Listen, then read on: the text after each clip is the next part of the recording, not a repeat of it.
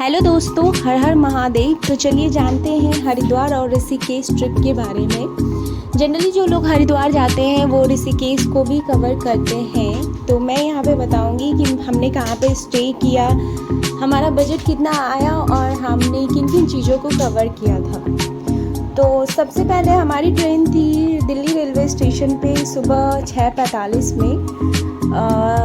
मैंने शताब्दी ट्रेन में अपनी सीट बुक की थी, तो इसके लिए हमें एक पर्सन का करीब 1,000। तो इस तरीके से 6:45 में हमारी यात्रा स्टार्ट हुई थी दिल्ली से हरिद्वार जंक्शन के लिए। तो सबसे पहले हमें ब्रेकफास्ट दिया गया, जो कि बुकिंग करने टाइम ही हमने ऑप्ट किया था। उसके बाद फिर हमने ब्रेकफास्ट किया, थोड़ा सा रेस्ट किया और 11:30 अराउंड 11:30 बजे हम हरिद्वार जंक्शन पहुंच गए। यहाँ से बाहर निकलते ही आपको बड़ी आसानी से ऑटो, कैब, ओला वगैरह मिल जाएगा। और हमने बस होटल में चेक इन कर लिया जो हमने पहले से बुक किया था। फिर ऋषिकेश जाने के लिए हमने ऑटो बुक किया था, जिसमें पर पर्सन कॉस्ट 150 के अराउंड था। यहाँ पे हम लोग बाय रोड गए थे। बाय रोड जाने से आपको बहुत अच्छा व्यू मिलता है।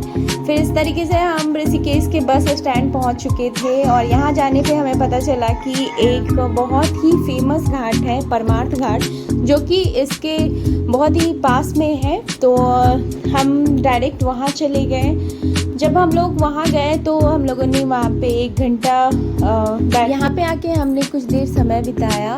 यहाँ गंगा किनारे में जाके हम लोग बैठ गए थे।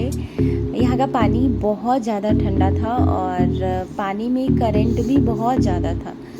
और यहाँ से ही हमें दिख रहा था दूर में कहीं पे राम झूला। ये है राम झूला, जहाँ पे जो कि इस परमार्थ घाट से काफ़ी पास में था। तो जब हम लोगों ने यहाँ पे कुछ समय बिताया, फिर हम निकल पड़े थे राम झूला के लिए।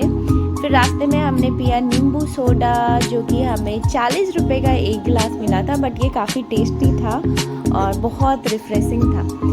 तो यहाँ पे ये पी के फिर हम चल पड़े थे राम झूला की ओर। राम झूला यहाँ से लगभग 500 मीटर रहा होगा। फिर जब ये देखो हमारा गेट आ गया और यहाँ से राम झूला की एंट्री होती है। यहाँ पे कोई एंट्री फीस नहीं है, आप फ्री में यहाँ पे जा सकते हो, जितनी बार मन जा सकते हो।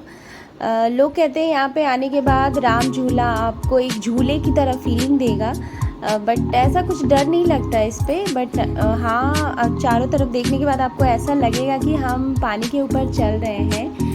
और ये लगभग 200 से 300 मीटर का रहा होगा और इस पे चलने पे बहुत अच्छा आपको दोनों साइड का व्यू बहुत ज़्यादा अच्छा मिलेगा। और इस तरीके से हम राम झूला से इस साइड निकल गए। राम झूला से निकलने के बाद फिर कुछ दूर आगे जाने के बाद बीच में परमार्थ घाट, परमार्थ निकेतन, इस तरीके से तो यहाँ पे छोटे छोटे से सुंदर से घाट बनाए हुए हैं, जहाँ पे आप चाहो तो थोड़ी देर जाके बैठ सकते हो।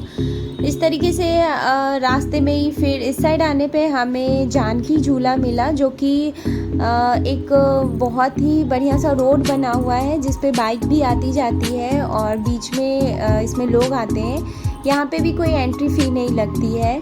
और इस तरीके से हम जानकी झूला के उस साइड गए और ऑटो लेके हम आ चुके थे त्रिवेणी घाट। त्रिवेणी घाट यहाँ से काफ़ी पास में थी, लगभग 4 किलोमीटर। और हमने सोचा कि यहाँ पे हम शाम की गंगा आरती देखेंगे। तो संध्या के समय पे यहाँ पे हमने गंगा आरती देखा और यहाँ का गंगा आरती काफ़ी भव्य लग रहा था और बहुत ही सूदिंग था। फिर गंगा आरती देखने के बाद हम चले वापस हरिद्वार। इसके लिए हम आ गए ऋषिकेश में। गंगा स्नान करने के बाद हम चल पड़े थे मनसा देवी मंदिर की ओर। मनसा देवी जाने के लिए या तो आप पैदल जा सकते हो या फिर आप रोपवे कर सकते हो। हमारे पास टाइम नहीं था, हमारा शाम में ट्रेन था, इसलिए हमने रोपवे ही किया था।